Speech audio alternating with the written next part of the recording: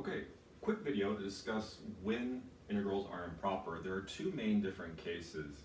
The cases being either I have an integral bound being infinite, either infinity or a lower bound of negative infinity, or I have a bounded interval, but the function diverges on that interval.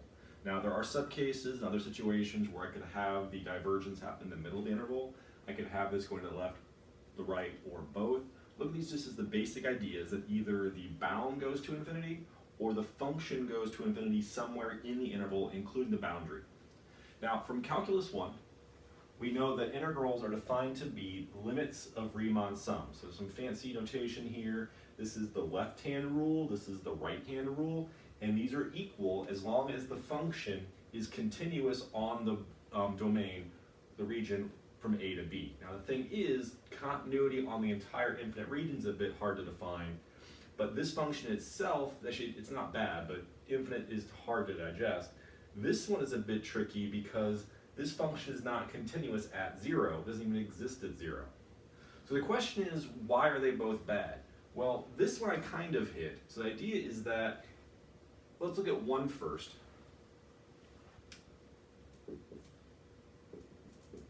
If b equals infinity, then immediately I get that b minus a over n is simply bad news.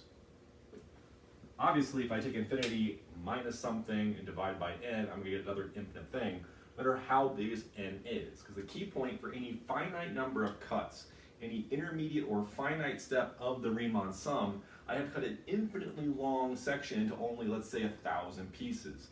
And an infinite section cut into 1,000 pieces is still infinitely long.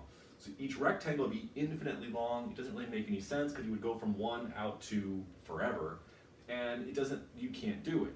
So in this situation, the part here,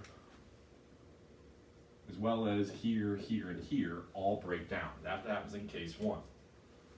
Case 2 is, at least in this example, I'm going to write down that f of a plus k times b minus a over n is going to take off to plus or minus infinity for some k. So the key point in either of the two cases, in case 1, every finite thing will just disappear and break down. In case 2, the finite bounds, at least in this example, on the right side would work, but the left one will break apart immediately at the left-hand side. But regardless, some point of this, some value of the function at some value will take off to infinity, by definition of the type. So that's where you have to kind of narrow it down. Hope this video makes sense. Need more clarification? Please let me know.